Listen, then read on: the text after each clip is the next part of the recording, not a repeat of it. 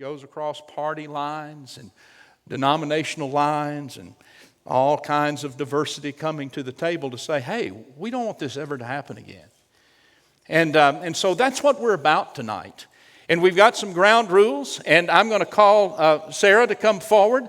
I want to say a word about Sarah. Sarah's one of our youth pastors here, and Sarah has had a lot to do with getting Justin here and organizing this group, and she is the lady of laws. Sarah, tell us about it. Good evening. We're so glad you're here. Thank you. We are so glad that you're here to come and to have this conversation. A few of us were gathered and talking about this after the tragedy in Parkland, and one of the things that we were discussing was that we're not talking about it. We're not talking about it. And if we're not talking about it, how are we ever going to get on the same page and move forward?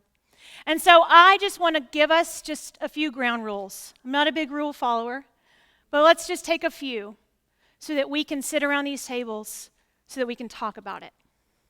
We have called this Parkland Moves Us, a gathering for dialogue and action. And we believe that tonight we need to have dialogue and that we are moved to action. Scripture teaches us that we are all made in the image of God. Everyone in this room is a child of God. And that's not always easy for us to live into or to recognize, but it's a reality. Tonight, the people around your table, the people around this room are children of God. And tonight, we will all treat one another as such.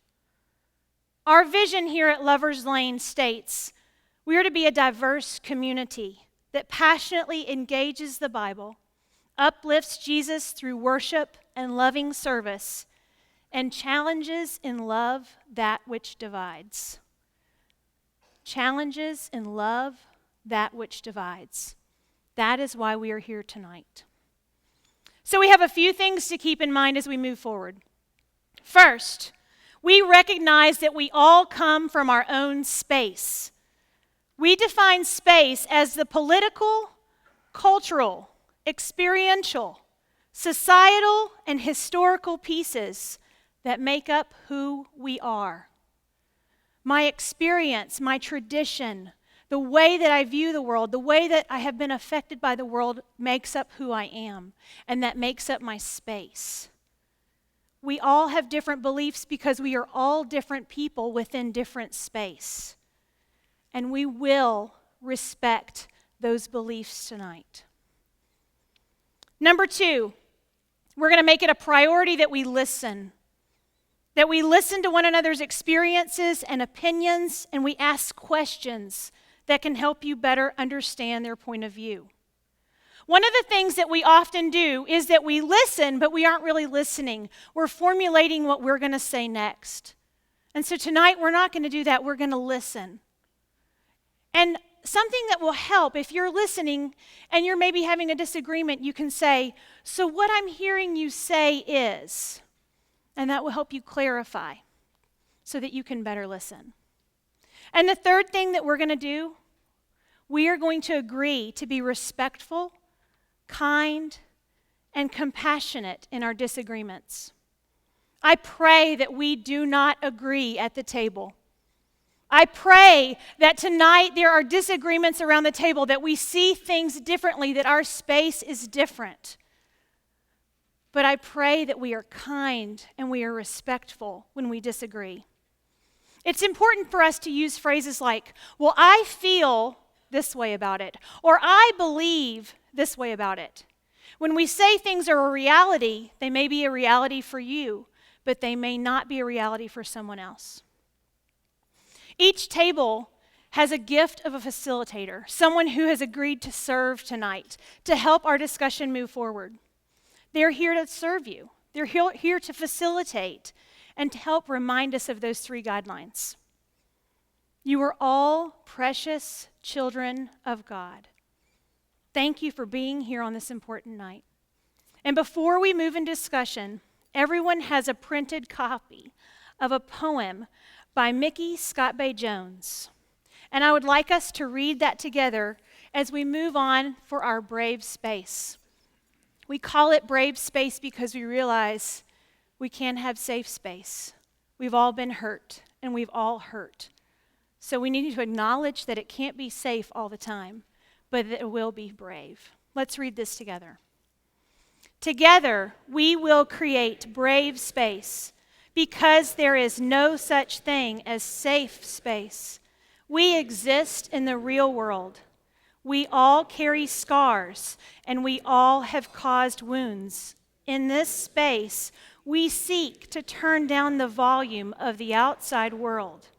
We amplify voices that fight to be heard elsewhere. We call each other to more truth and love. We have the right to start somewhere and continue to grow. We have the responsibility to examine what we think we know. We will not be perfect. This space will not be perfect. It will not always be what we wish it to be, but it will be our brave space together, and we will work on it side by side. Thank you. Let's give Sarah a round of applause for the very hard work she has been engaged in for making this night possible. Thank you, Sarah. At this time, I want to recognize some of our special guests, our honored guests who are with us this evening. Before I do that, I noticed that there are some people who are congregated in the back of the room. If you have a table with an open chair, if you'll raise your hand with how many fingers that you have available at your chair, and if you need a table, why don't you go find that real quick. I'll give us about 15 seconds to make that possible. There we go. I know we were having to put more tables out, always a great problem in church to have. Good. Scope them out, lock eyes, there we go. No one wants to sit up front, evidently. That's great. It's a Methodist church, yeah, great. Okay. Thank you again, everyone, for being here. We are so thankful this evening has turned into what it's turned into. We're thankful that we get to have this kind of conversation. We're thankful we get to have people who hold positions of power and influence in our local community and abroad. I want to recognize a few of those people right now. Dallas County Judge Tina U. Clinton, if you'd stand and let us recognize your presence with us this evening. Okay. Dallas City Council Member Philip Kingston. Thank you. Dallas City Council Member Kevin Felder. Okay. Dallas ISD Police Chief Craig Miller. Thank you. Dallas ISD School Board Member Lou Blackburn.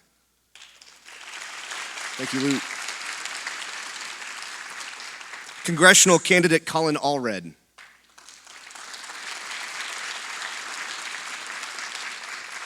Congressional Candidate Lillian Salerno.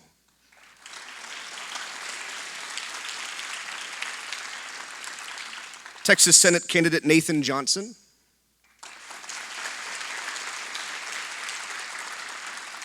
Texas House Candidate Lisa Luby Ryan.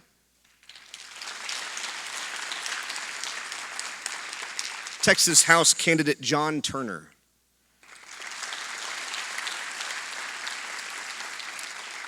Texas Board of Education Candidate Susan Smith.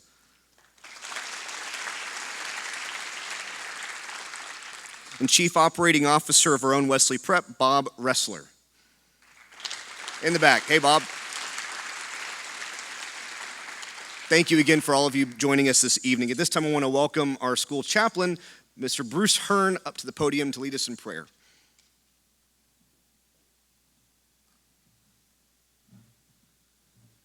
Good evening. It was John Lennon, a victim of gun violence himself, that said, if everyone demanded peace instead of a new television set, then we would have peace. A very practical understanding. And I'm here this evening to offer up thoughts and prayers, and a lot has been said about the worth of thoughts and prayers. There have been some interesting memes on the internet. There were some interesting signs yesterday in the marches. One of the things I do want to point out is that this understanding. For some, thoughts and prayers is all because of their circumstances that they can offer. For others, it's like they pull up to McDonald's and they say, I want a number 8, and then they move on. That box is checked. And I think that it's that understanding of thoughts and prayers that we're wrestling with, that we're dealing with. And so with that in mind, there was a phrase from Karl Barth, the theologian, who said, to clasp the hands together in prayer is the beginning of an uprising against the disorder of this world. With that in mind, I ask us to clasp our hands in prayer this evening. The Lord be with you. Let us pray.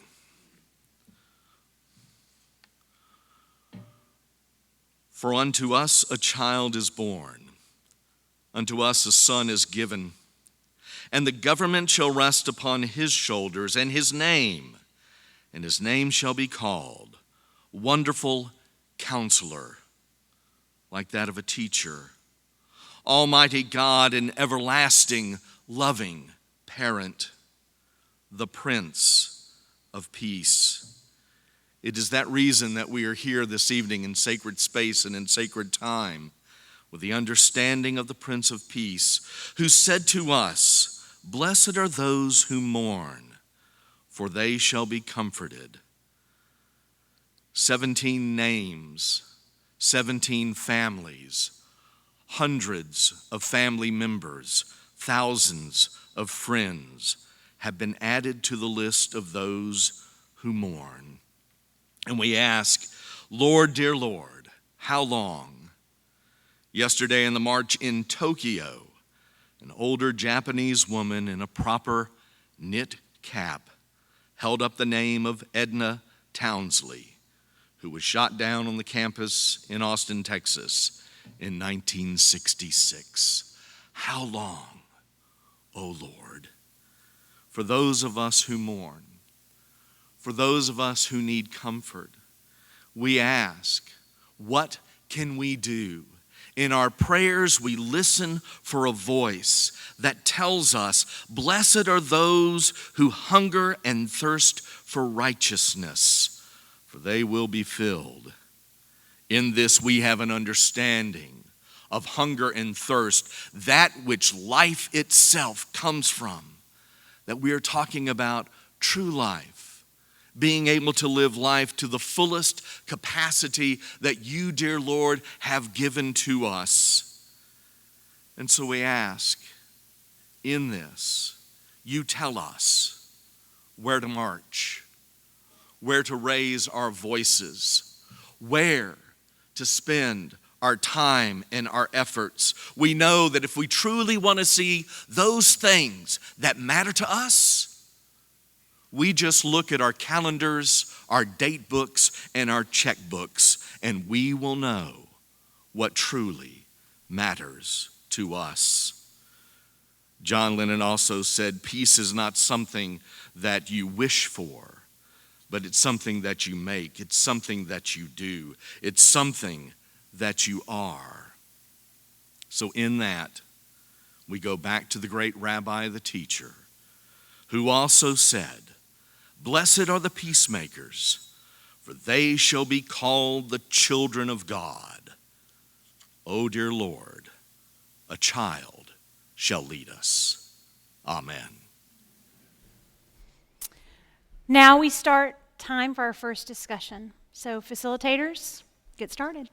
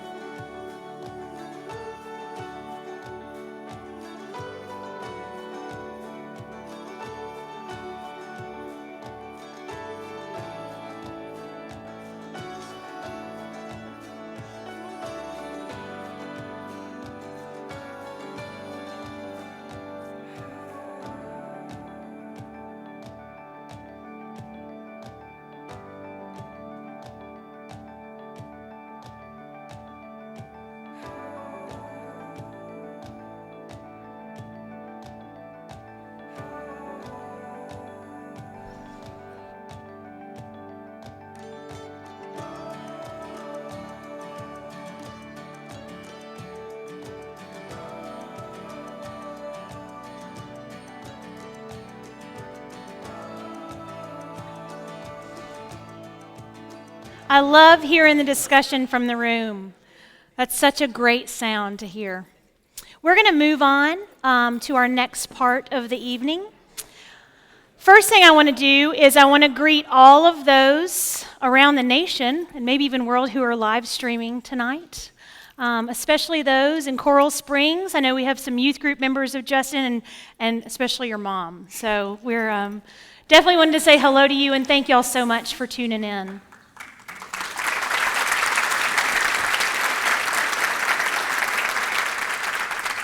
So I want to introduce y'all to my new best friend, Justin Irwin. Justin is a junior at Stoneman Douglas High School, and he is from First United Methodist Church in Coral Springs, Florida, which is about a mile away from the school. Justin is here with his dad, Mike, and has a mom at home that's watching, and an older brother at Clemson, his freshman year at Clemson, older brother Ryan, and younger sister Caitlin, who's in the 5th grade.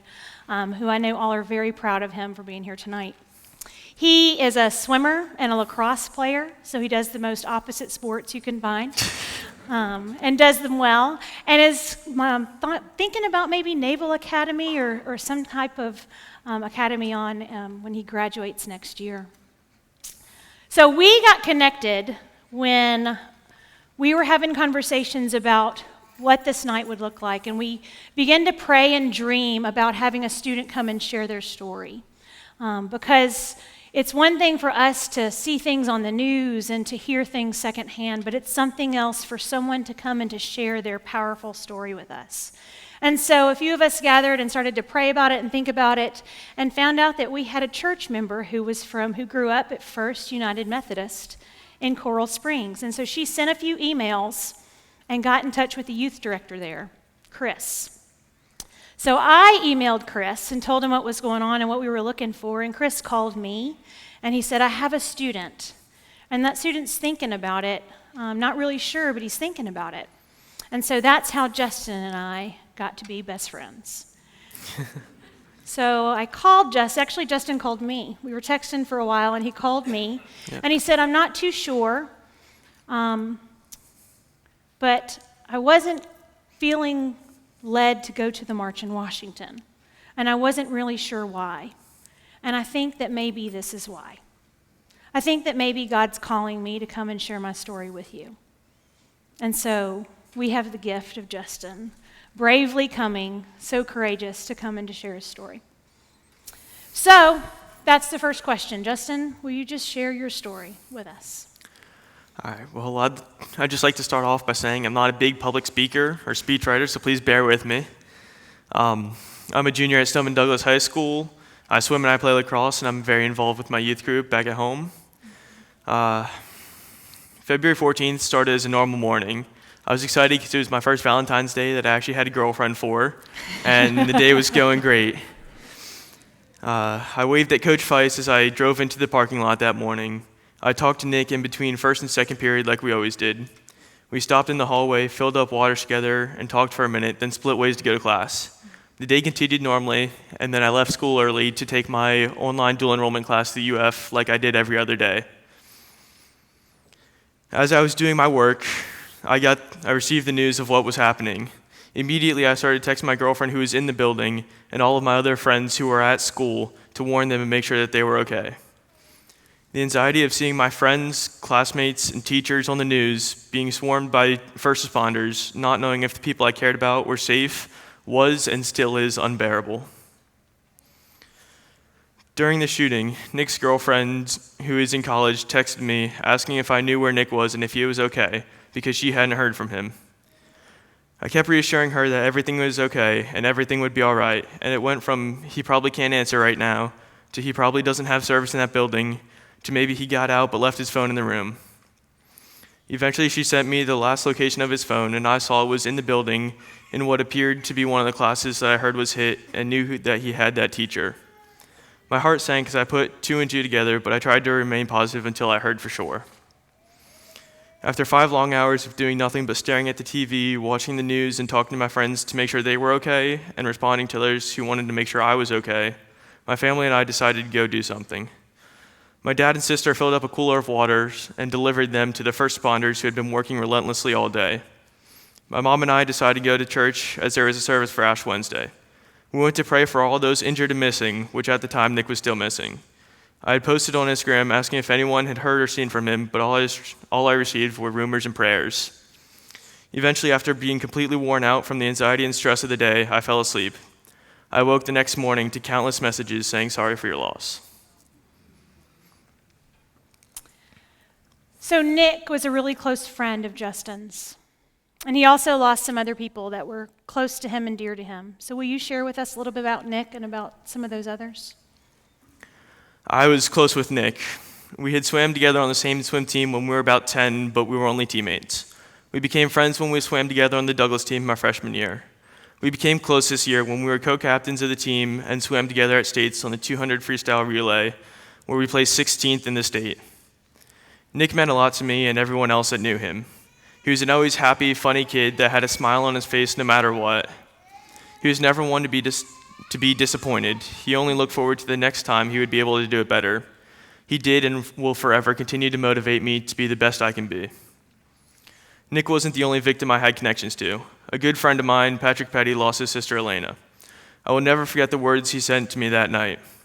She was also missing after the shooting, and I said I would ask around to see if I could find anything. Late that night, his messages said, "She's gone. She's gone." Those words will forever be stuck in my head. I didn't personally know Coach Feiss, but every morning driving into the parking lot, he was there. I waved as I drove in, and he waved back. He was there every afternoon when I left school. I waved as I drove out, and he waved back. He's an extremely kind-hearted man, loved by all. Every time I drive in and out of school, I am reminded of the hero that once stood there waving. Coach Hickson was the athletic director at Douglas. Although I didn't have many interactions with him, there is one I will never forget. During the swim season, there was a day our coach wasn't going to be able to make practice, but still wanted us to train because we were leading into a big meet. Coach Hickson stepped up and filled in as our coach for the day, even though he had no clue how to coach swimming. He just wanted what was best for his student athletes. Hearing the stories of this loss and this tragedy is just hard for us to imagine. So what is it in life right now that's getting you through day to day? What's gotten you through this? There have been two main things that have helped get me through this: my faith and people. My faith has really been the main thing, starting with my outlook on life. My outlook is that God decides when it's your time. Every day is a gift, but when it's your time, you will go. It doesn't matter when or how, but it will happen when He decides. With that being said, I was angry at God, I was mad at Him, I doubted Him, I questioned Him, but I never denied Him. I know He will always be there for me and will get me through the good times and the bad. I believe He is the reason I was home that day, because He had a greater plan for me. He would use me in ways I could never imagine to battle darkness with light and hate with love. I feel this is one of many things He has planned for me. I'm not big on public speaking and never considered the possibility of doing something like this until my pastor Chris asked me if I would be interested. I didn't want to go to the march in DC, but didn't have a specific reason why. Immediately I knew this was where I was supposed to be. I knew this is the first of many places God will use me, and I am very blessed and honored to have this opportunity. The weekend after the shooting was a high school retreat for our youth group. Without a doubt in my mind, I knew that was where I needed to be that weekend. It provided me an opportunity to escape from the never-ending living nightmare that my life had become and to enjoy myself around people I care about and that care about me. But it also gave me the opportunity to turn to God when that is the last thing I wanted to do. I was able to unload my heavy heart onto Him through worship, prayer, and conversation. It also gave me the opportunity to bond closer with people who were going through it with me and with people I could turn to for support and advice. That weekend I barely slept due to not only not being able to sleep, but to long, late-night, heart-to-heart conversations with people I had just met that day. The people around me also made a huge impact on me. I would not know what to do without my family and close friends who I've relied on through the whole process. But more than just the people close to me, the community, the nation, and the world. Support came from everywhere. Within minutes, I had friends and family from other schools, counties, and states texting me to make sure I was okay. By that night, people I've never heard of before were leaving comments on my family's post, praying for me and my friends. Handwritten notes and banners have come from all across the world to show support for the students and staff at Douglas. The Douglas lacrosse team has received countless messages and support from high school and college teams from across the country. It has truly been eye-opening and heartwarming to see all the people reaching out to support us. So our prayers and our actions have made quite an impact. Justin's story is a great story. And all of us, I think, it impacts in different ways. There's different things that he said that have triggered something in us or challenging something in us or offer us hope. So we're going to talk a little bit with Justin a little bit more later. But for now, let's turn back to our tables and kind of unpack what we've heard.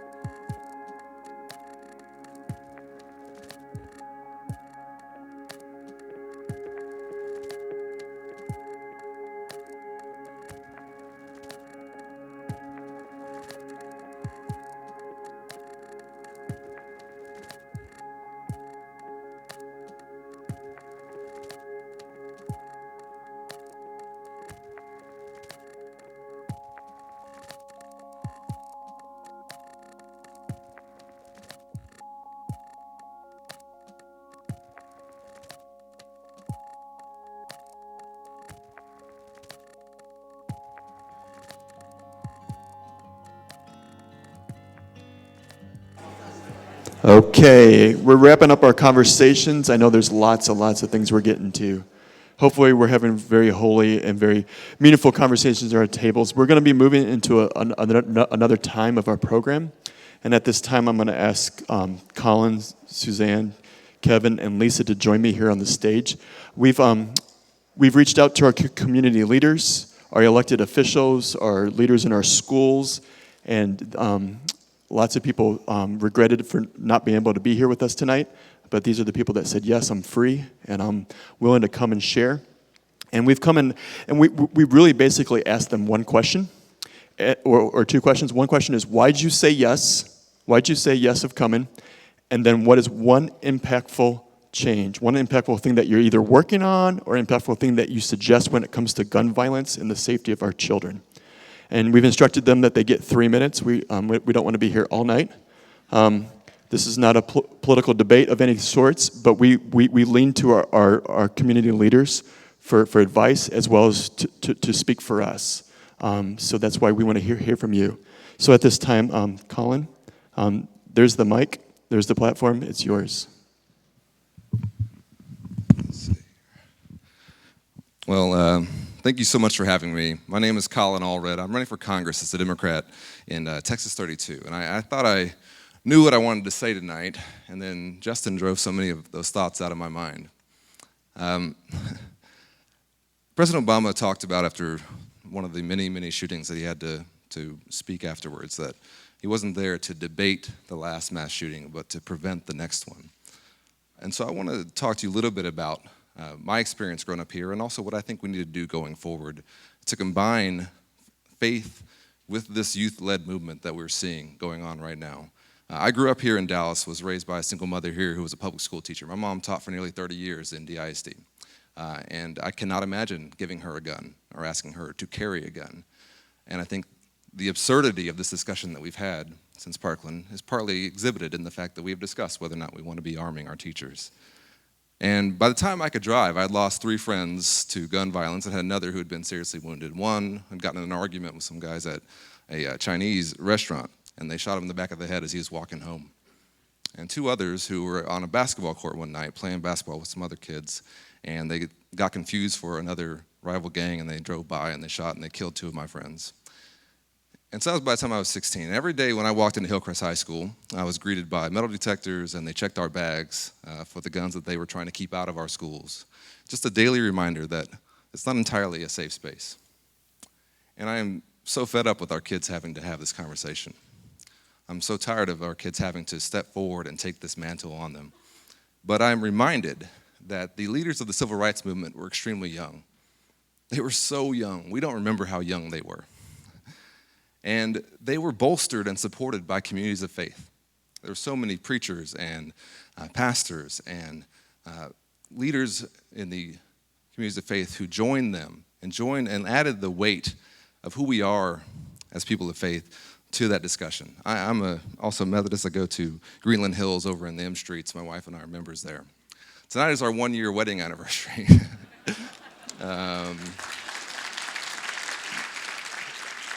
And don't worry, I'm not crazy. We're going to go celebrate. But I wanted to be here with you because I think this is such an important time. And I think I see so many similarities. I'm a civil rights attorney myself. I've spent my legal career. It's treated equally under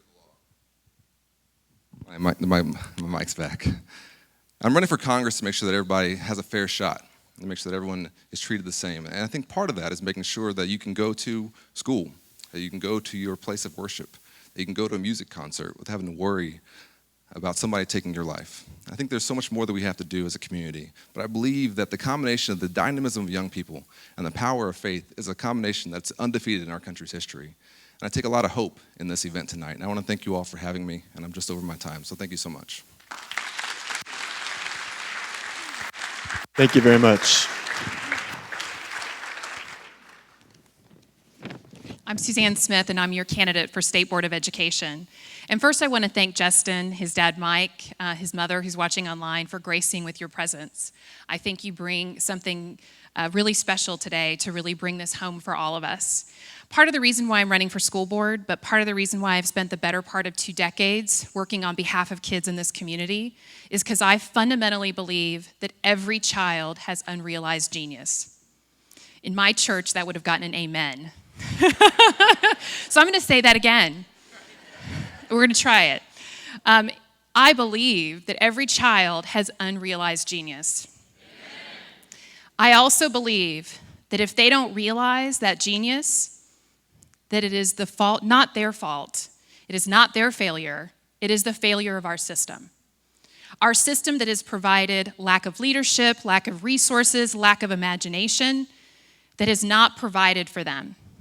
And so whether we're talking about Parkland or we're talking about tomorrow, when our kids here in Dallas, in Pleasant Grove, let's say, are going to school and they don't feel safe, that is a failure of our system. We have failed them. So whether we're looking at the victims, who I have great heart for, or we're looking at the people who have perpetrated the acts, who felt there was no other choice than violence, my heart aches for them. So today we were supposed to come with a solution. And my solution is this. I personally believe that we have to find that genius in all of them. And I personally know the people like Lou and others who are working in our schools day in and day out, who are making sure we're providing a great school system for our kids.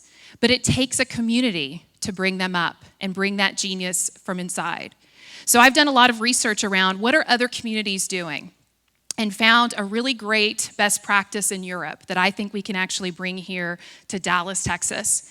And that's every kid gets a $300 scholarship where every afternoon they can go someplace and realize the genius that they want. They can be like Justin and go swimming. They can be like somebody else and go to a drama or art class, but they find something that they're truly great at. And they find a support system that can actually support them. I fundamentally believe this type of solution is something where kids can feel safe, they have a place to go, and they have adults who care for them. So that's my idea that I put out there for you today to consider so that we can believe and we can start a ripple effect here in Dallas, Texas, saying all kids deserve to have that genius realized.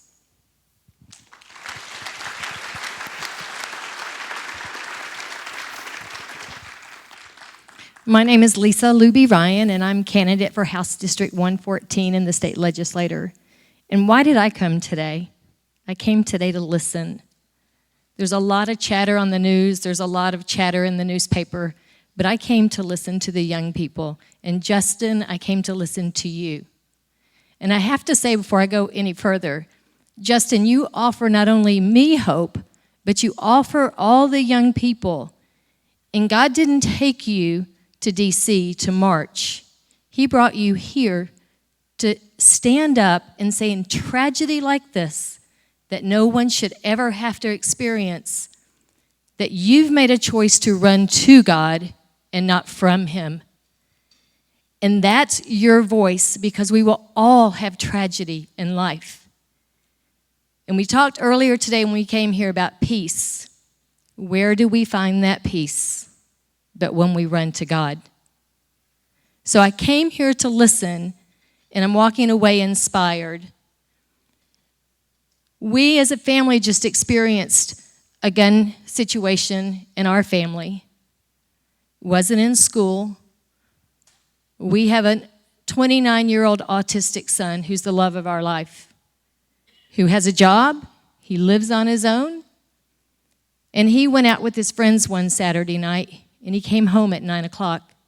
And his routine is to call us when he gets home. And he called us, and he said, "Mom, I'm home." I said, "Great, talk to you tomorrow." 3 minutes later, he called me in a voice I've never heard before. And I said, "Casey, what's wrong?" And he said, "Mom, I was just robbed." I said, "What do you mean you were just robbed?"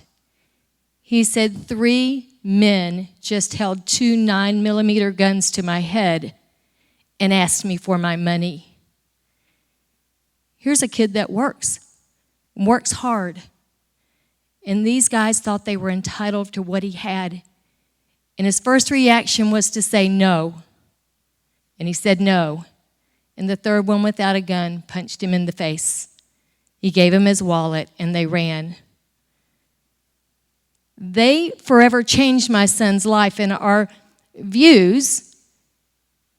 While my son, we were waiting for the police department and so forth to come, they're running up their charge cards, buying sneakers at Foot Locker. That's not how my son should go home every day. But people will always get guns if they want them. And we're looking, and we're going to find the guys who did this to my son. Because one thing they did is they picked the wrong mom. You know, moms will always fight for their kids. But I'm here to listen. I've been in and out of schools for the last 4 months, and you know what?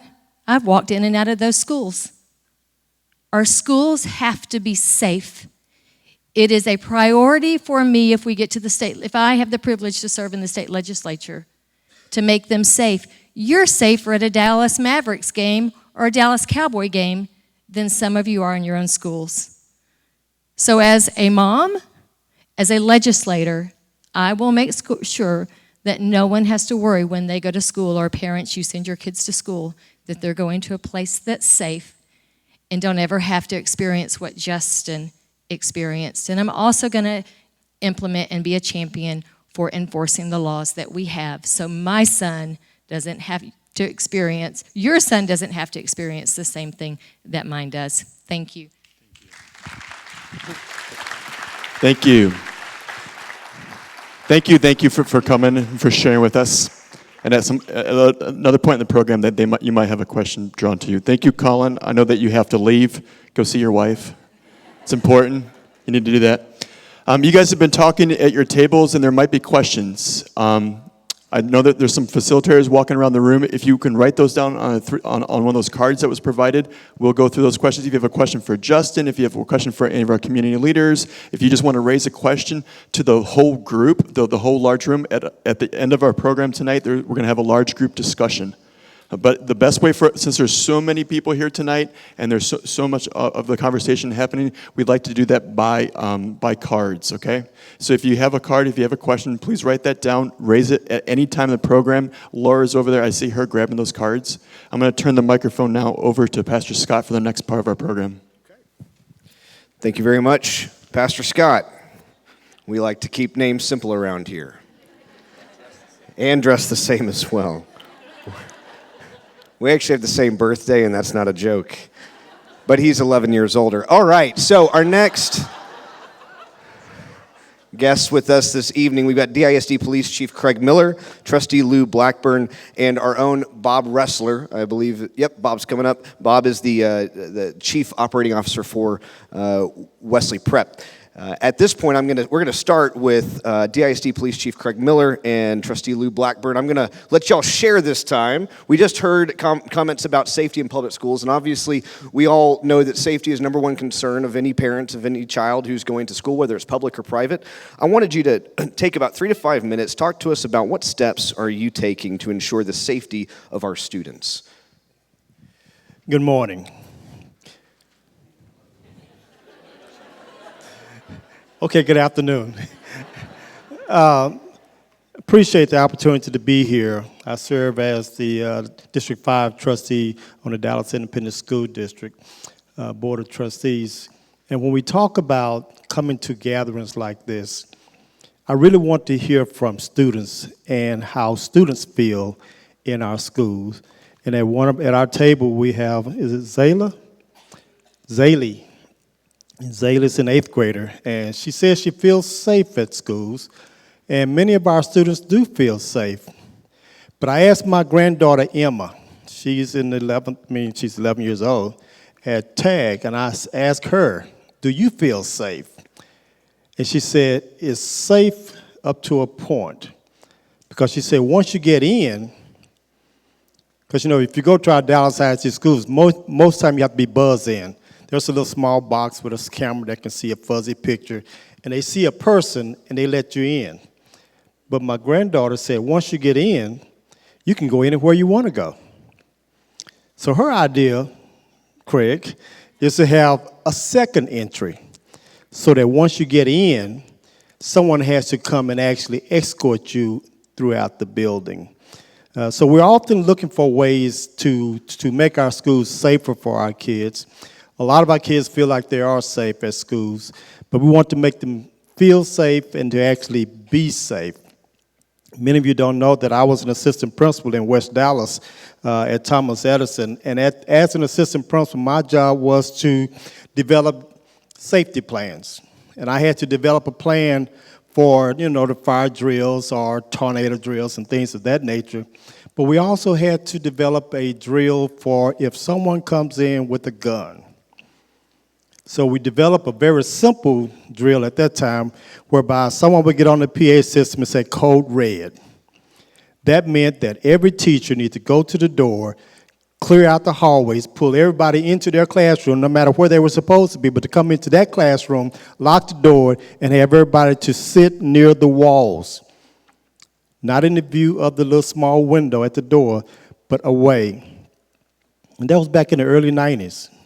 Columbine is what precipitated that. So we started at that long ago, trying to make sure that our schools are safe. And I'm depending on Craig Miller to make our schools even safer. He's our police chief for Dallas ISD Police Department, and I feel like he's going to make all of our schools the safest that they can be. Thank you, Craig. Thank you, Dr. Blackburn. I have had a unique perspective with regard to violence, coming from the city of Dallas and being there 30 years. I was a homicide commander for 5 years, and I oversaw 750 murder investigations and 500 suicides.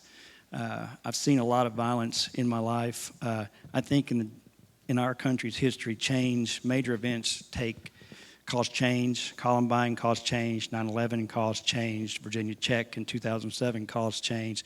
Sandy Hook caused the most instrumental changes in the Dallas ISD. Following Dallas ISD, following the Sandy Hook, within 2 months, Dr. Blackburn and his colleagues at the school board had allocated $2 million for us to make changes to the schools in Dallas.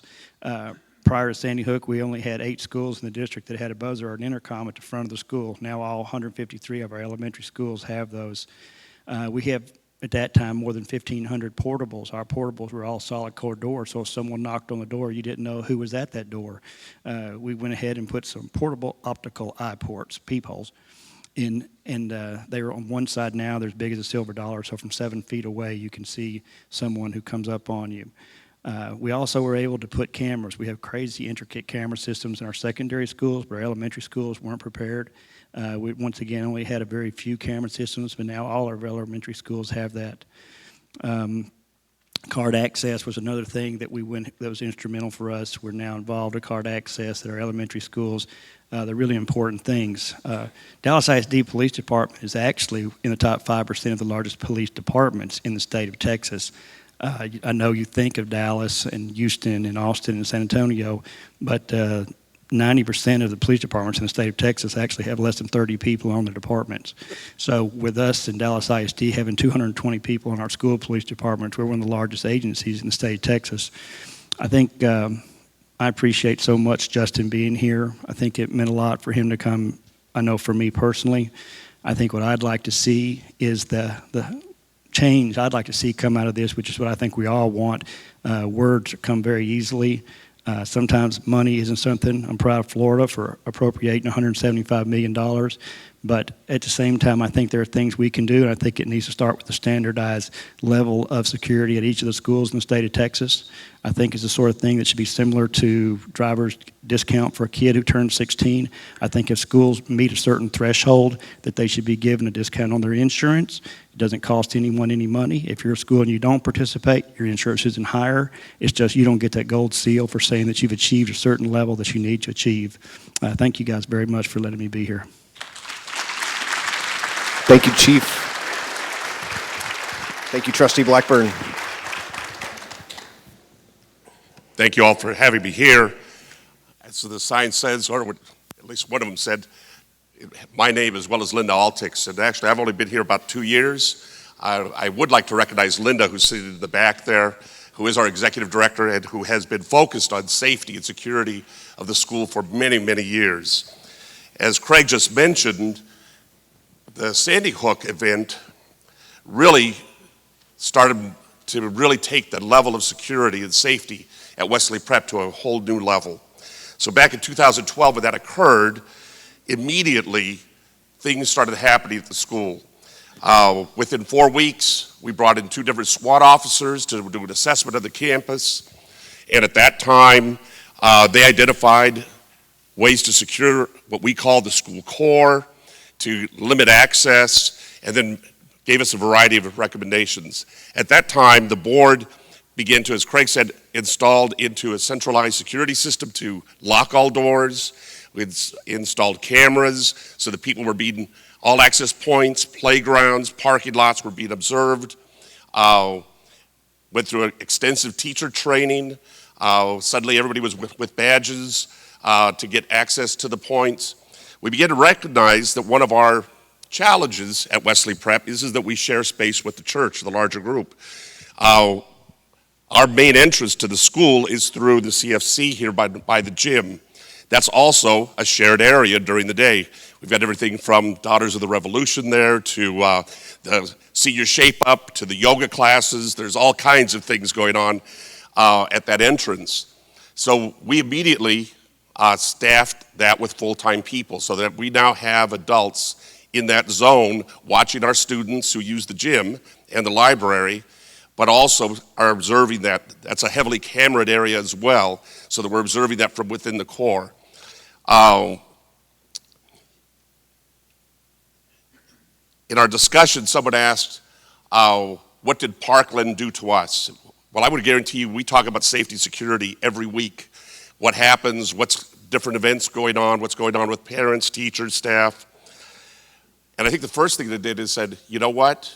We've got to broaden our perspective because it's not just the school core anymore. It's really the broader campus. There's just too many entrances and access points. And so I can say that meeting with Rusty and with Scott, we brought in some other consultants to begin to look at how do we begin to even increase the access control to the campus. Our board instructed us just this past week to begin to look into securing possibly an armed guard to be present at the entrance. So there's a variety of things that are going on that continue to change our footprint and our profile here at Wesley Prep. I see that my time's up. Thank you very much. Thank you, Bob. Thank you very much. Let's thank all 3 of our speakers for their work they're doing to keep our children safe in our schools. Thank you very much.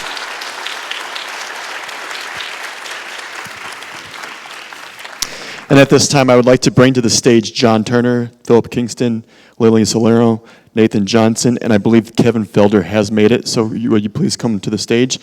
As we move to this next time of sharing, we want to hear from you of why did you come tonight?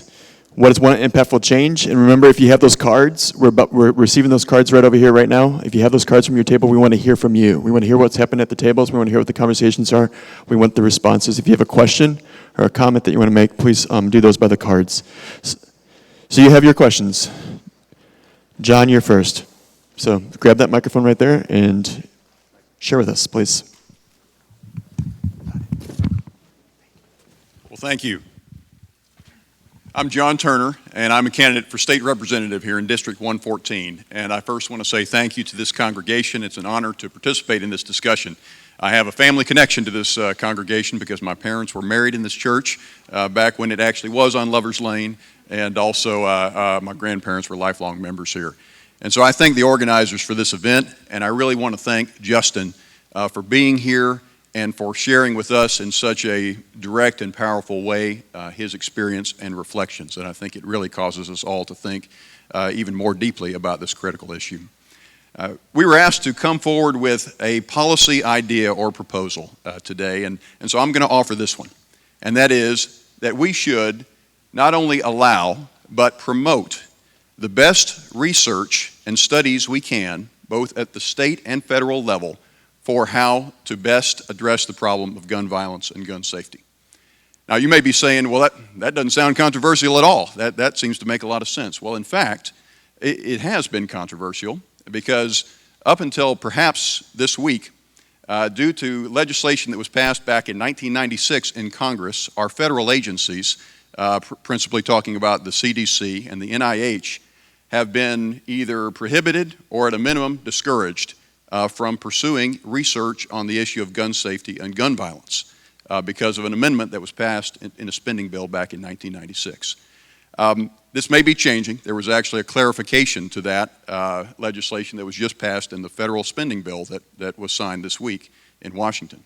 But if I were to have an opportunity to be in the legislature, I would want to know what the best studies available are from our federal and state agencies that address the question of what solutions will work to improve the gun safety and to address gun violence. I may have intuitive ideas about what I think makes sense or doesn't make sense, but I'd like to be informed, and I'd like to be able to point to studies and not just have a debate about, well, I think this would be better or someone else thinks something else would be better. I think that's critical. And I think it's time that we started doing it, and I'll make it a little more local. I think right here in Dallas, we have UT Southwestern. We have the University of Texas School of Public Health. We have UT Dallas. We are capable of doing this kind of research here, and it could be federally funded, it could be state funded, and I think it would be an important step. I'll just mention a postscript to the legislation that was passed in 1996. The author of that legislation later changed his own mind about prohibiting or discouraging federal research on this issue. And he was a congressman named James Dickey of Arkansas, and he wrote an op-ed along with the head of the CDC. And I just want to briefly read what he said in an op-ed in the Washington Post a few years ago. "We were on opposite sides of the heated battle 16 years ago, but we're in agreement now that scientific research should be conducted into preventing firearm injuries and that ways to prevent firearm deaths can be found without encroaching on the rights of legitimate gun owners. The same evidence-based approach that's saving millions of lives from motor vehicle crashes, as well as from smoking, cancer, and HIV, can help reduce the toll of death and injuries from gun violence." I think now would be an excellent time to restart that discussion, and I think we can do it right here in North Texas. Thank you. Thank you. Philip? Thank you.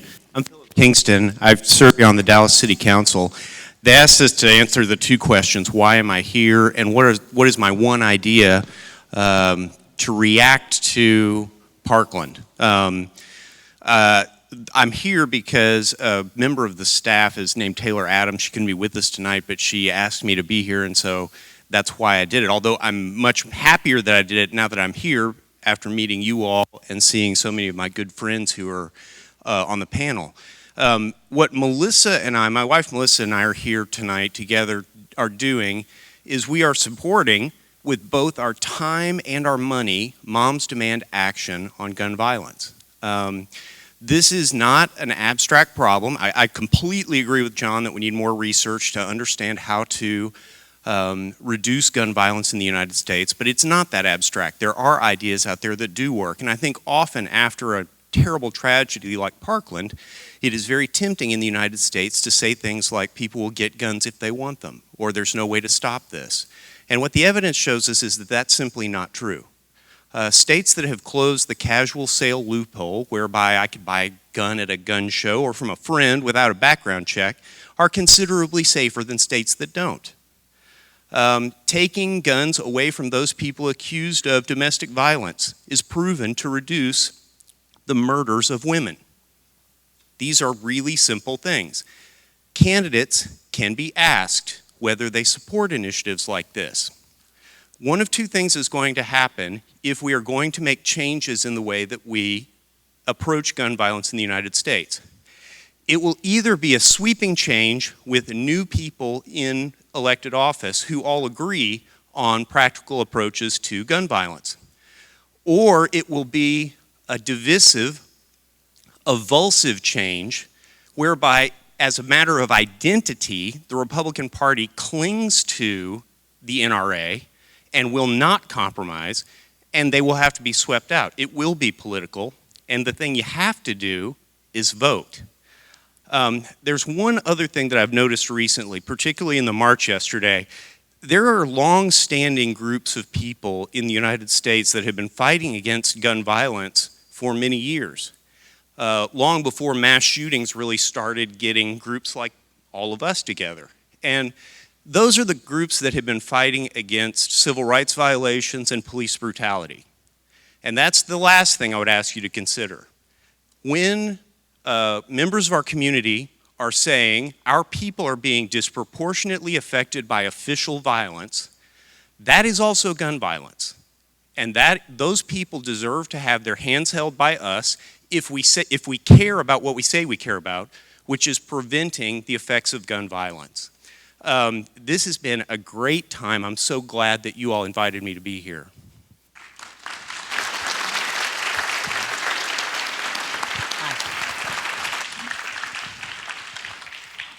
Hi there, I'm Lillian Salerno, and I'm running for the 32nd District as a Democrat, and that's against the Republican Pete Sessions. And I'm just so honored to be here because these young people have inspired me. I was at the march yesterday, and first just wanted to thank this congregation for putting this together.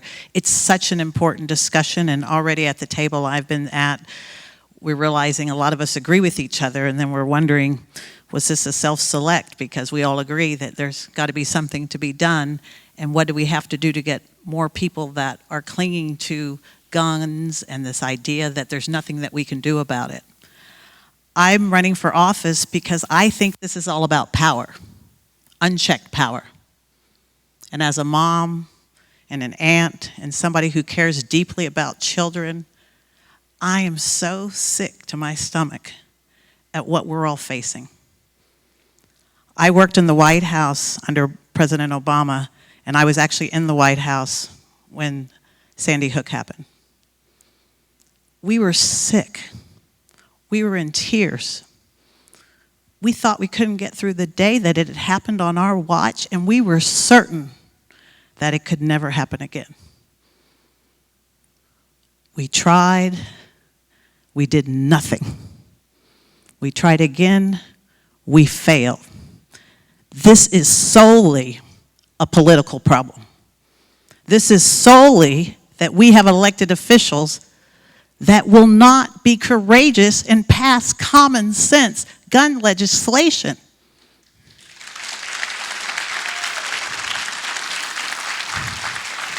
We know this. We know this. We spent 25 years in this country when kids would be shoved out of the front of cars to their deaths when we didn't have seatbelts. It took us 25 years. We spent years in this country because of not having airbags. We're looking at a planet where our very existence is at risk because of climate change, and we're denying it. This is about politics. This is about power. And what those young people are scaring the daylights out of people around this country is they're not in power. They don't have to get checks. They're telling the world what we should all be saying is enough. And as a mom and a lawyer and someone who's defended women who have been shot, and as a lawyer that has prosecuted and defended folks from gun violence, the availability of guns and what women in domestic violence situations have to do is unbearable. We can do something simple. We regulate how old you have to be when you drive. We regulate when you get to vote, when you get to drink. Let's just start with one thing. How about for assault weapons, you can't buy them until you're 25. Let's just start there. That'll get rid of somewhere between a third and a fourth of the kind of senseless violence and the slaughter of children like what we had at Sandy Hook and what we had at Parkland. Sorry, I'm a politician. Thank you.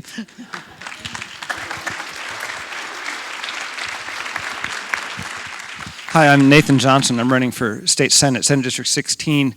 As for why I'm here, the better question is probably why I accepted so quickly.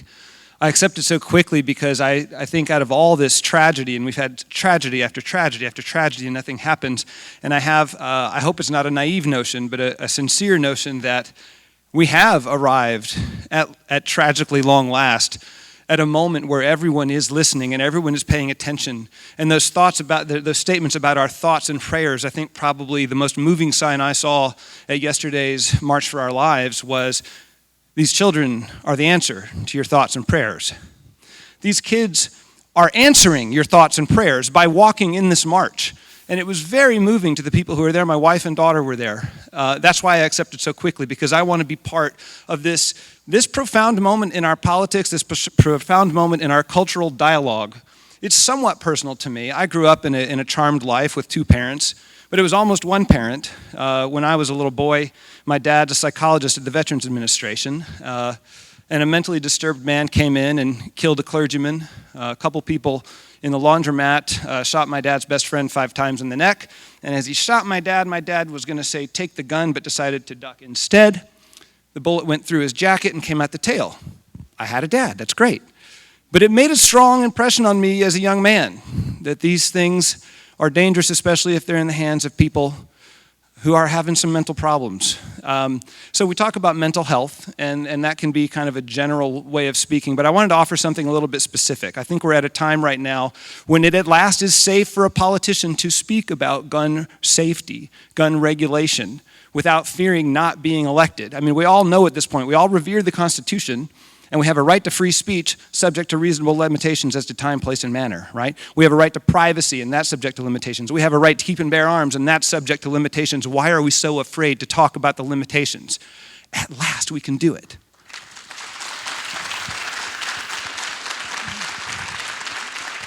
I am not an expert in gun safety. Like my friend John, I want to learn more. But there are things that we learn from talking to people, and I would just bring one narrow example because it's conversation that we're finally having. It's called red flag laws. They exist in 3 states. I'd like to see Texas become the 4th. It's an acronym, ERPOs, Extreme Risk Protective Orders. These are 60 to 90-day orders issued by a court of law after due process, whereby family members or law enforcement officials can petition the court to take away the firearm from someone who is deemed an extreme risk. Somebody like the mentally sick person who almost shot my dad. Somebody like one of my best friends from law school who blew his brains out when he was 25 because he'd been suffering from suicidal depression for 5 or 6 years. I think if we enact that simple law, we're having a broader conversation and we will save a large number of lives, including kids in schools, because suicide is a big problem in schools. I don't want to go on too long. Thank you all for having me here, and thank you all for being here.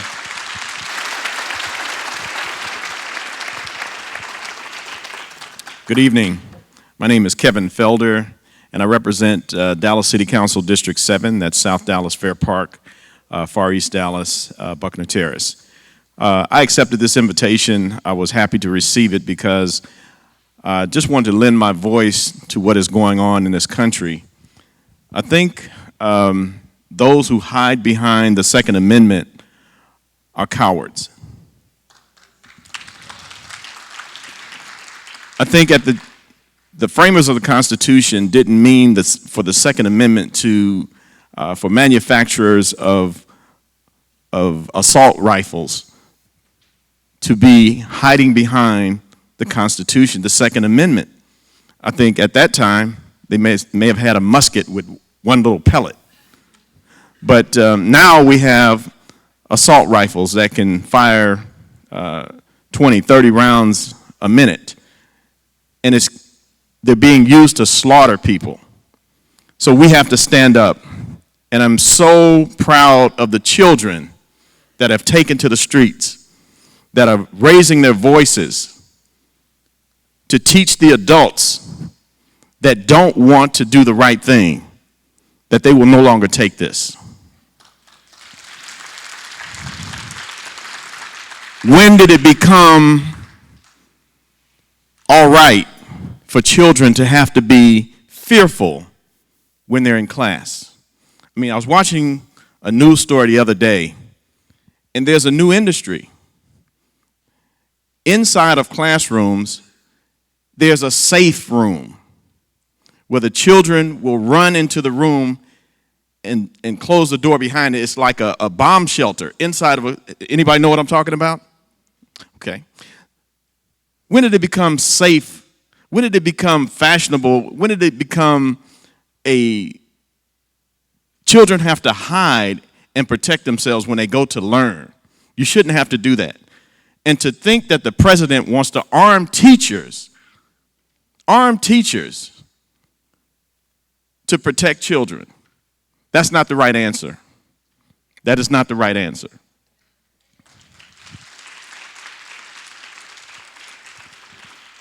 So I think the right answer is for these children to continue what they're doing, but to become more aggressive, to become more assertive. Let me give you some examples of success stories of that. If you think about apartheid in South Africa, it was the children that confronted the government of South Africa that broke the back of apartheid. It was children in the civil rights movement that took to the streets. And so I think children will be the answer to this particular crisis. The last thing I want to leave with you, since we're in church, Isaiah 11:6. The wolf shall dwell with the lamb, and the leopard shall lie down with the young goat, and the calf and the lion, and the fatted calf together, and a little child shall lead them. Thank you so much. Thank you. Thank you very much for coming and sharing with us. And you can request to leave the stage for now, and there might be some questions later addressed to you. Thank you, thank you. Give them a hand again. Thank you for sharing.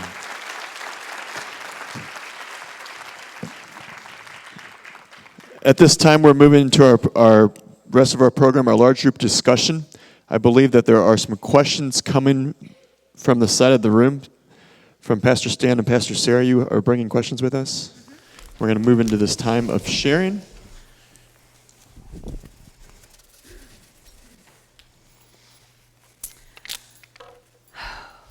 How's everybody doing? Good. So what we want to do now is we want to open up to the large room. And so we're going to do that first. I'm going to ask Justin a question or two, and then I'm going to ask the tables a question, and then Stan and I are going to look through. Man, have we got a lot of questions. We do, and we don't have a lot of time. So we want some of you to be praying about, something happened at some of your tables that was just, the whole room needs to hear.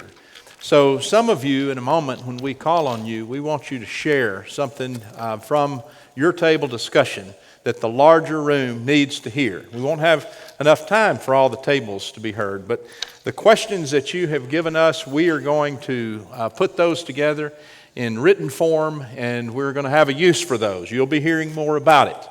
But thank you so much for your response. Go ahead, Sarah. All right, so first I want to start with a comment to Justin. Justin, thank you for coming and for your voice. Your voice is critically important. Keep it up and never quit loving God.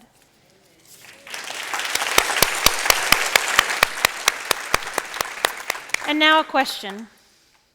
With all of the support you and your peers have received nationally for raising your voice for change, I've been shocked by some of the criticism thrown at students for organizing. Where do you think criticism of your brave organizing peers come from? Where do you think that criticism comes from? Can you turn his mic on? I haven't personally seen much criticism myself, but I think it mainly comes from the fact that a lot of people, especially the more vocal ones, want one extreme or the other. I think instead of focusing on the extremes, we need to focus on the middle ground, the common sense safety laws that will make schools safer, that we can take care of right away. Okay, thank you.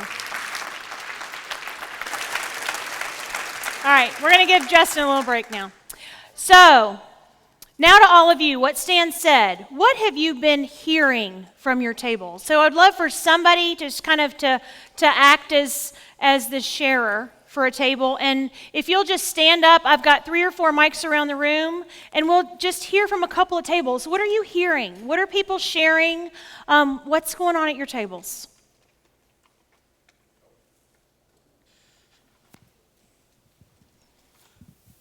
The suggestion was made at our table that, let's see, it's Ann's, that we send letters to our congresspeople saying that anyone who does not back sensible gun control will not get our vote.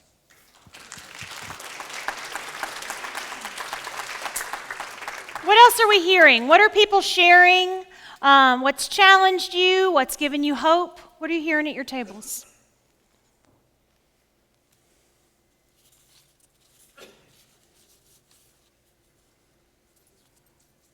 Right over here. Right here.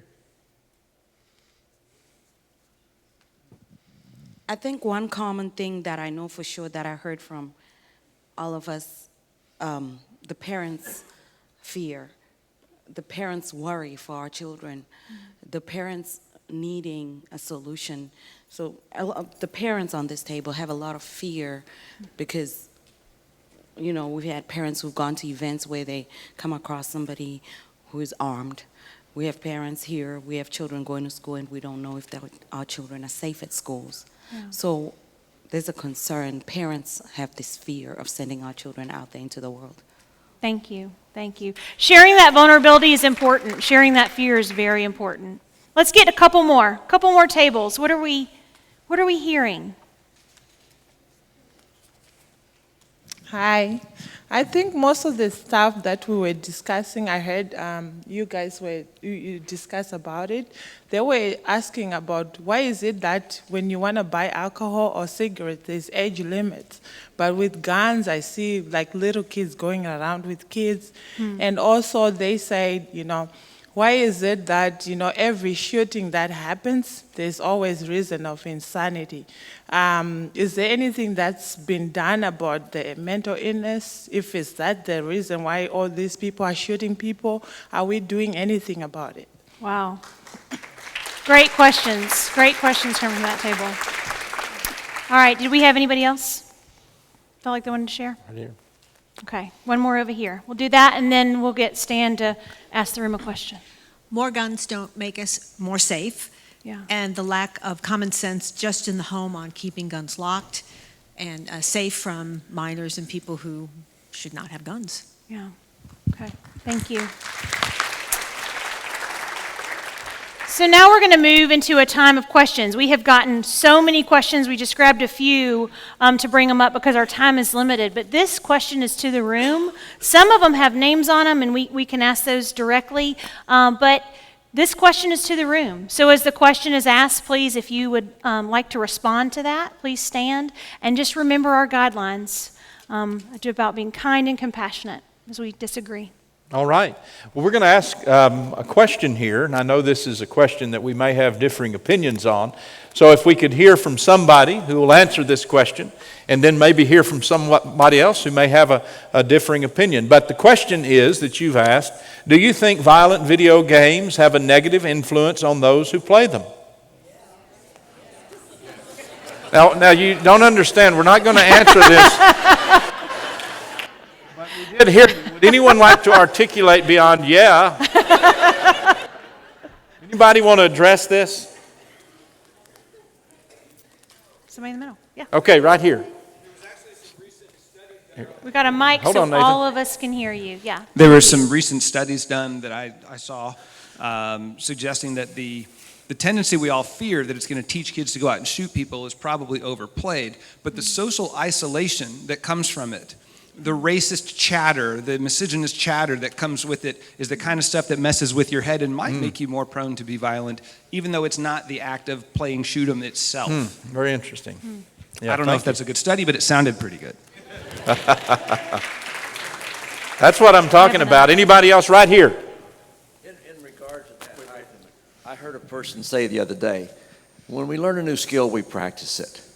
If we practice violent games, we're going to learn new skills. I think that's harmful. All right. We have one more. Let's do One one more. Okay, Susan. I wonder if our youth play violent games. Our oldest grandson is currently in college learning how to program video games. And I asked him why all the violence and would he design games that did that. And he is against the violence too. He is saying the new thought is to make the games a story.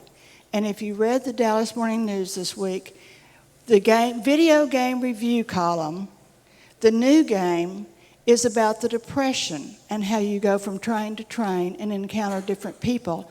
And there's no violence. There are people looking for food and how you can help provide them food. So maybe there is hope and a change to the video games of the future. Okay, very good.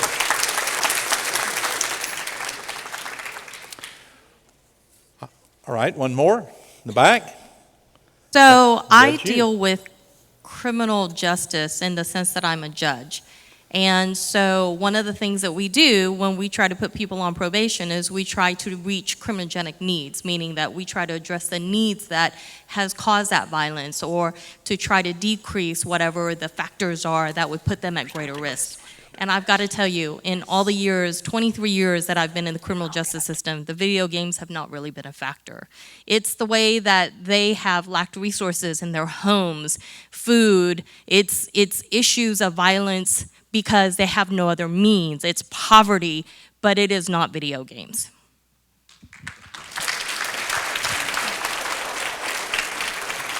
Thank you, Judge. Thank you, Judge. Okay, one more, at least. At least. There are two extreme reactions to gun violence. Take all guns away and arm more people. What is the middle ground, and why is compromise hard?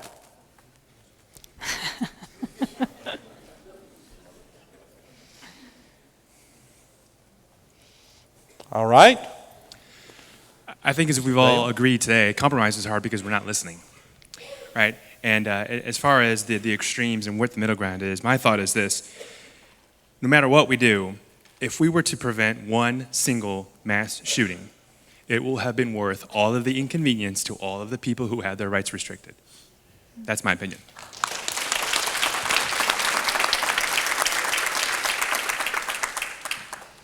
Okay. I think there's somebody in the back. Somebody's looking for the middle ground. Brian? I would agree with what you just said and echo what everyone else has been saying today, that the middle ground is common sense. Common sense gun reform, and why that is hard. Listening is hard, discourse is hard, discomfort is hard, but the money the NRA puts in our politicians' pockets, that's what makes it hard for change to actually be made in this country. All right. So if you were to take away the guns from the good people, that would take their means of defense away, and the bad guys are still able to get guns through illegal means such as black markets, gangs, borders, criminals. They can get guns however they want. It's like you can't take something away because there's obviously other ways to get that thing. So I think you should have a compromise of like maybe the police should do something about the bad guys getting guns and therefore limit the amount of criminals that would go into a house and say, let's say, rob him and shoot the household owner. But if the household owner were to have a means of defense, they would be able to defend their family, defend their property, and be able to just save themselves while taking someone who is not going to do anything good in the world, and therefore limiting the amount of good people that could possibly die from that one man. All right, thank you. Those last two speakers were our own youth. Thank you for that. Somebody here. And here, Brian here, and then here. Yeah, this one first, then this one second. Yeah, just to comment on why I think that the two extremes continue to just be out there and be what occupies so much share of mind is because the 5% or 10% that are at the extremes, they're the most vocal. They're the ones who are willing to be passionate about it and put money behind it. And it's us in the middle who just don't seem to have the drive and the desire. So what inspires me about tonight and inspires me about everybody starting to come together in the middle is, think what the power of 70 or 80% have over those extremes.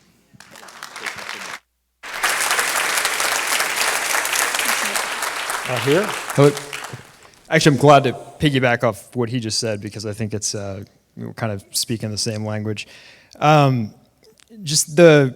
It's funny. I kind of describe myself as independent from how I vote, so it's interesting to sit at tables like this or events like this because, it just seems like when I listen to political debates, and obviously gun control is a big hot button issue amongst the two parties, and especially when it comes to extreme rhetoric. This day and age, you've got one party that sits and listens to, this news, and one party that sits and listens to this news, and then you have social media, which is basically like you're mainlining poison of that same news all the time. And then you get around a bunch of people that all think exactly the same thing as you, and you spout out a bunch of things, and everyone agrees and everyone feels good. But then the minute you are talking in a broad public and are talking to people that you don't agree with you, there's a tendency to sound not condescending, but also self-righteous. And that immediately turns other people off to the other party. So if all you can do is speak passionately and only reach the people that already agree with you, what are you really accomplishing? And that's the part where it's like, let's try to think about what the other side is actually coming from when it goes to this. So there's the people that are very, very, pro-Second Amendment, pro-guns, everything like that. I'm kind of sit in the middle of this. But if you come in saying things like, this person is, living in the past, let's try to think about why they might think that way. They grew up with guns. It's a part of their life. They think it's something that you're trying to take from them. Okay, let's look on the flip side. There's reasons why that they feel that we should abolish all guns. My point is that there are people that elicit the biggest reaction tend to also be the people that aren't saying as much. They're just kind of living on platitudes, and we need to change things, and we need to make something happen. But really it's, I heard some really thoughtful things from, I think, Nathan. I really liked what you had to say because you had good plans, and you're like, hey, this is a good way to start. Here's some things we can implement. So the point is, just to sort of digress or into this, but really just taking simple steps, because there is a middle ground, and the point is being able to communicate, because I think we've kind of lost that in this day and age where with social media we just yell at each other anonymously. To come up with some kind of middle ground, because the point is that it doesn't have to be at these two extremes. The point is that there are more simple measures that we can all probably agree on if we kind of at least try to empathize and not sound self-righteous and condescending when we start a message, because it just kind of turns everybody off. Thank you.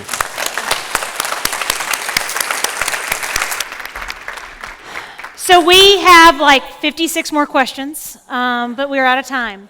And so one of the things we're going to do is we're going to put these questions together, we're going to group them, and hopefully we'll have another thing like this where we can address them together. But we'll find some way to get to these questions and honor this. So thank you all very much for that. We are going to bring up Justin, and we are also going to bring up a senior here at Hockaday, Andon Suarez, for a little bit of a conversation with the three of us and to close this evening out. So, Andon is a student here. She's a senior, and she has been at Lover's Lane for ever. She is in my small group. Love her to death. But one of the things that's amazing about Andon is that she is so passionate. She is so compassionate and speaks just very strongly about the things that she sees. And so we wanted to invite her in. And we had some pretty good discussions after the Parkland tragedy. And so the first question I want to pose to Andon, and it's, Andon, how has this tragedy affected you, and how has it affected your classmates and your friends? Well, first, thank you for inviting me up here to talk, and thank you everybody for being here. But I think my first reaction was, I found out about this tragedy from a CNN notification on my phone. And my first reaction, of course, there's the frustration, there's the devastation, there's all those emotions, but there's also this deep feeling of being not that surprised, because this has been something that has become a norm when I see notifications pop on my phone. any of them could be about a mass shooting occurring in this country. So there was a sense of like, another one?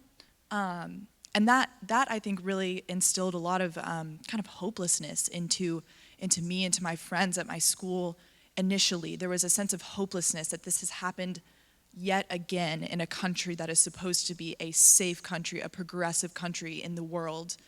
But not long after that, we started seeing the Parkland students, and we started seeing them rise up and use this tragedy to lift their voices and make change in this nation. And they have been the ones with the courage to stand up. And I think that was very empowering. And I think that has been motivating me and has been motivating my friends and I as we move forward to put that hopelessness to the side and say, no, this is something that we must do something about and we must change.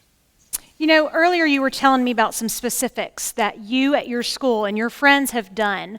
I would love for you to share those with Justin and with the room.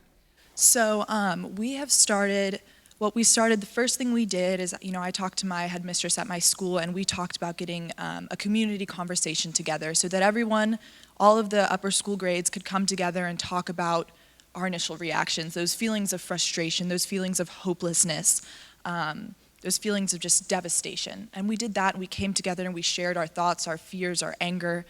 And moving forward, we wanted to stand in solidarity with the Parkland students. As an educational institution, we want to stand and say, everyone has the right to be educated without fearing for their lives. This is America. And so just Friday, we sanctioned by the administration, walked out of class to hold 17 minutes of silence in solidarity and as a memorial to the students.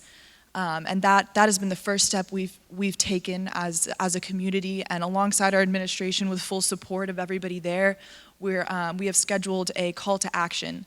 It's going to be April 20th, and that's going to be another walkout of sorts, but our goal is to empower the students, following the lead of the Parkland students, to make a change, and not to just walk out of class, but to walk out of class and do something about it. We're going to have booths with voter registration. We're going to have representation from our young Democrats, our young Republicans, our young independents. We're going to have our dance team at Hockaday is going to perform a dance for some of the victims that were dancers. And our school's going to come together and rise to action and show that, as high school students, we have the ability to do something about this. That's awesome.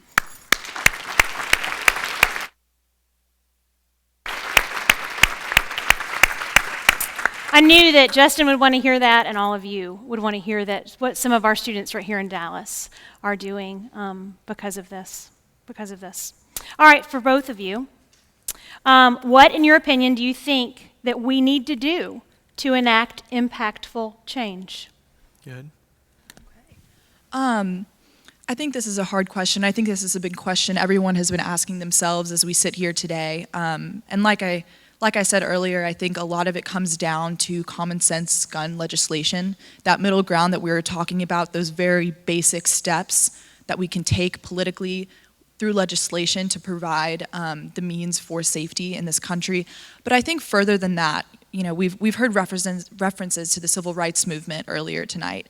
And I think if you look back at the time when segregation was rampant culturally and legally in this country, one of the steps that we had to take as a country to move from that dark place was legislation. And another part of it was addressing the toxic culture of that time, addressing it, seeing it, and as communities of faith, rejecting it.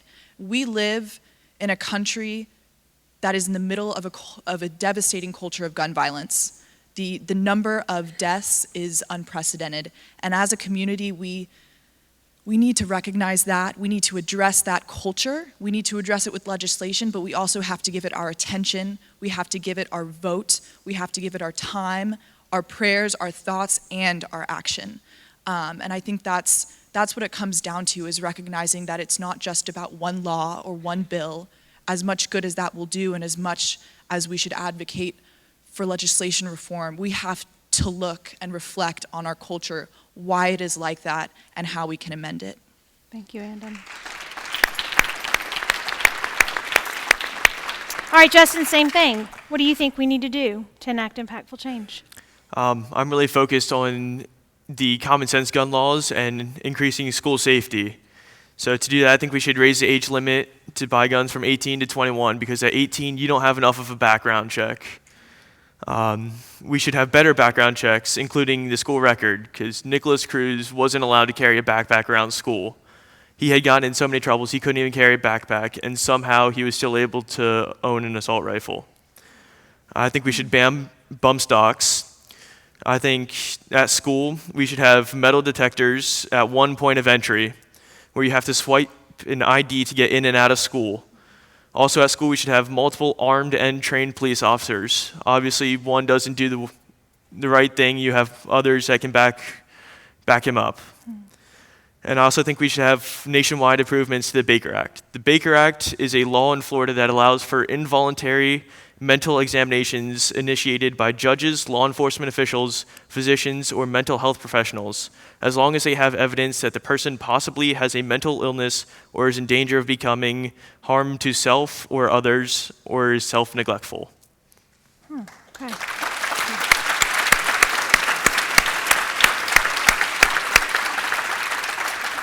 So again, for both of you, and let's start with you this time, how has this tragedy affected the way that you feel about gun ownership? I would just like to make it clear that not all of people affected call for a complete removal of the Second Amendment, even though that might be what it seems like. That's a lot of what the more outspoken students at Douglas and the media has been portraying. But there are a lot of people who do still support the Second Amendment. I plan in the future to legally own a gun. And actually, I aspired to have a military career by going through one of the academies or through an ROTC program at a major university. So I do still fully support the Second Amendment. Okay. Andon. Yeah, I never really had much of an inclination to guns. I've grown up in a house with no guns, but and so coming to understand the idea of gun ownership has been hard for me, but part of these conversations is opening up and listening, and I understand that it's something that people hold very dearly, and that it's something that we feel is a right as Americans to protect ourselves and bear arms. And I have a brother that complete opposite of me, but loves to hunt and fish, and I'll just stay indoors. But he loves that stuff, And there's something real, there's something cultural about that, and I think there's something that's valid and should not be denied.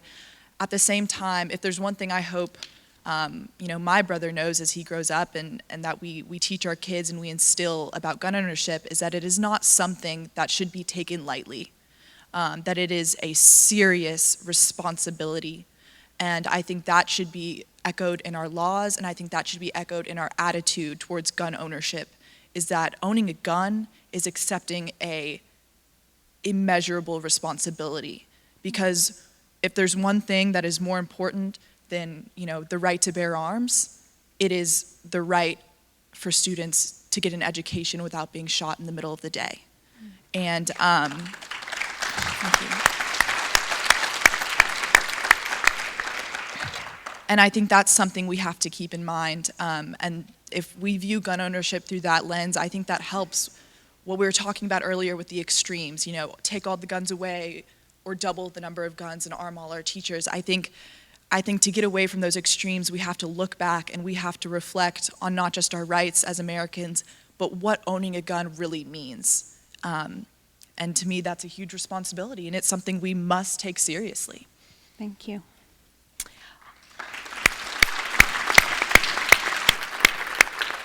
One last question for both of you. What are some things you want to share with this room as we close this evening?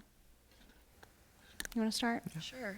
I think, as we're all sitting here in this community of faith, I think it's really important to not just reflect on what's happening nationally, what's happening in our schools, but what's happening amongst us and amongst God, and what that means for us as a community of faith, what that means for us in this time, and how God plays a role in all of this. And hearing about Justin and how you've leaned on your faith is so, so important. And I think about, the tears that God shed that day, and the tears we all shed. And I think, people always say things like, what would Jesus do? And what would he think about what's going on in America right now? And I think as Christians, we have to love each other enough and care about not just our own lives and our own rights, but all of the other lives and rights of the children of God, that we want to protect those lives. And I think we have to be leaders as a community of faith. Colin Aldred talked earlier about how powerful communities of faith are in this country.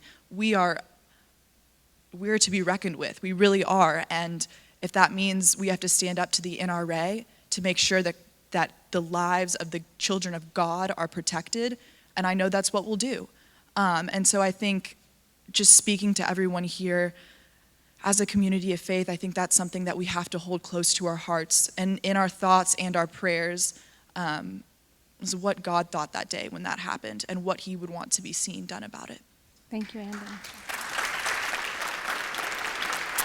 All right, do you have some things you want to share with the room as we close? This isn't some sad, tragic story that took place somewhere else. It was my home, my school, my friends, my classmates, my teachers, my coaches, my streets, my life. No longer will I have to say that I'm from the Miami area. I'm from Parkland, and everybody knows where that is now. But what if it wasn't Parkland? It could have just as easily been Dallas or any other city in this country. You never think it's going to happen in your city until it does. It's true. Amen.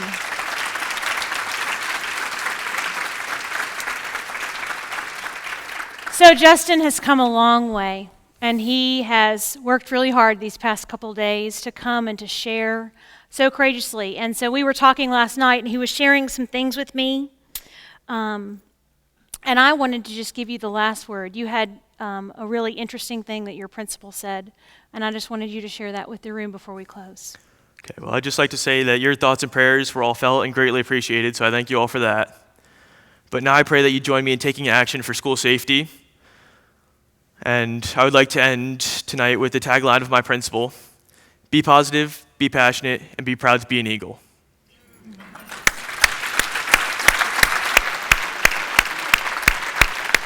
Best day.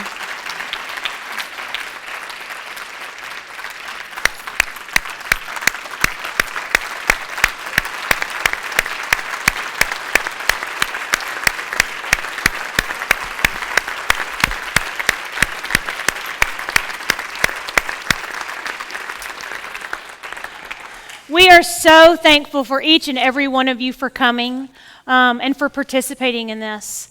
And so what we want to do is we want to close just the way we started, and we want to do that in prayer, recognizing that God is here with us, that the Spirit fills us, and has really been part of this conversation. And we want to keep Andon and Justin up here, and if you will just reach out and grab a neighbor's hand or shoulder or whatever you feel is comfortable, we're going to have our pastors close us in prayer. I want to thank all of you for being here. I want to thank especially those that we invited to come to be part of our larger panel and forum. And we have your information. This is going to be more than a talk.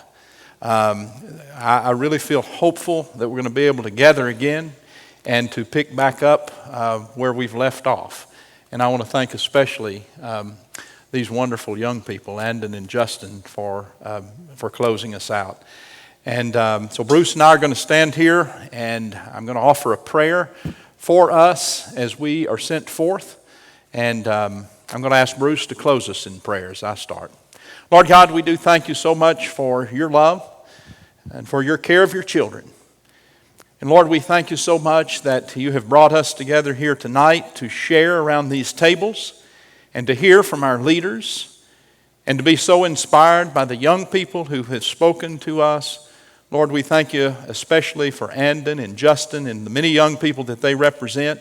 We thank you for the hundreds of people who are watching us tonight as this has been sent out to Parkland and others who have been watching our streaming tonight. Lord, we do know that what has been done here tonight is a beginning for us. And Lord, we do pray that you will lead us into actions that will be impactful. We thank you so much for this privilege.